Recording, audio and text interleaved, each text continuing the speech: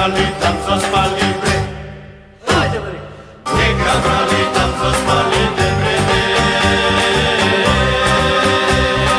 Там са спали,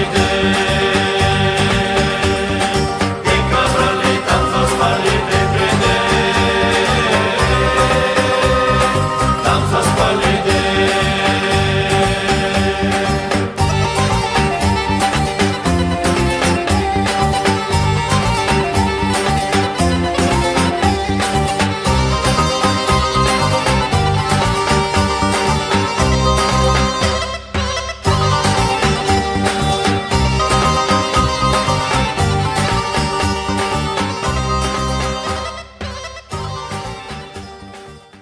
И така, давам думата на кмета и председател на читалището Ангел Георгиев да открие празника.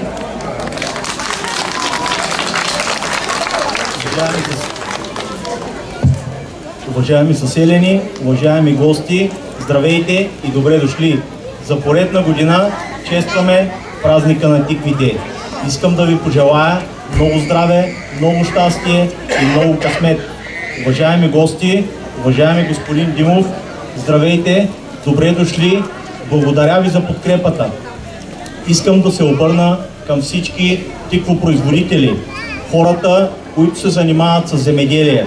От тях има и много млади семейства, които изкарват прехраната си от това. Искам да им пожелая богата реколта, искам да им пожелая времето и метеорологичните условия да бъдат с тях. Всяка година да изкарват все по-добра реколта и да я реализират на добри цени. Бъдете живи и здрави! Благодаря ви, че ви има, благодаря ви, че сте до мене и че ми помагате.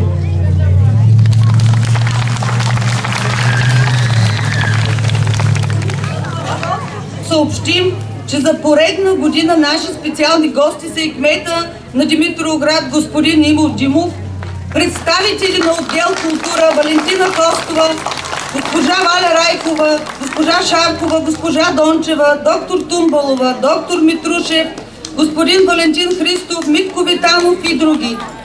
Давам думата на господин Иво Димов. Благодаря, уважаеми господин Панкев, уважаеми общински съветници, уважаеми кметове на населени места, гости и всички, които сте тук днес, честит празник. Едва ли има много населени места, които да имат толкова поводи за празнуване, а едва ли има в България друго населено место, което да празнува Деня на тиквата. Колкото и колоритно да звучи това нещо, в крайна сметка това е един уникален празник, не само за Горски извор, а и за цялата страна. И тук е момента да благодаря и на кметството, и на читалището, и на всички, които са взели участие в подготовката на този празник, защото най-важното наистина е да съхраняваме традициите, да ги предаваме на поколенията. Виждам, че тук има така едно солидно представяне на всичко, което е свързано с тиквата. Надявам се после с кмета да минем и да опитаме от тези произведения, които са със сигурност много прекрасни. Но отново казвам, най-ценното наистина са традициите. И не мога да не обърна внимание на тези прекрасни малки деца. Искам да чуя и вашите аплодисменти за тях, защото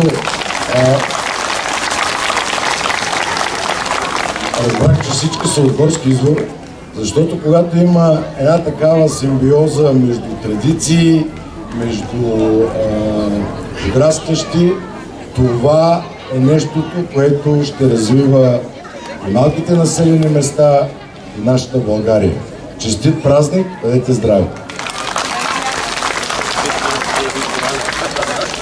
Уважаеми съселени, ще ми позволите за няколко минути да се отклониме от темата от мероприятието. Преди няколко месеца, февруари месец, кметство Горски извор и община Димитровград кандидатства по един проект иновативна детска площадка в село Горски извор. Ние с господин Димов двамата си поставихме задачи и цели тази площадка до края на годината да бъде изградена и да може да се ползва от най-малките дечица. Аз искам сега пред вас да му благодаря за помощта, която ми оказа, за подготвените документи, за всичко, което направи за нас, за да имаме тази хубава, модерна детска площадка за село Горски извор. Господин Димов, аз ви благодаря на вас, на цялата администрация за помощта, която ме оказахте. И сега искам да ви поканя заедно с вас да дадем старт началото да бъде използвана детската площадка.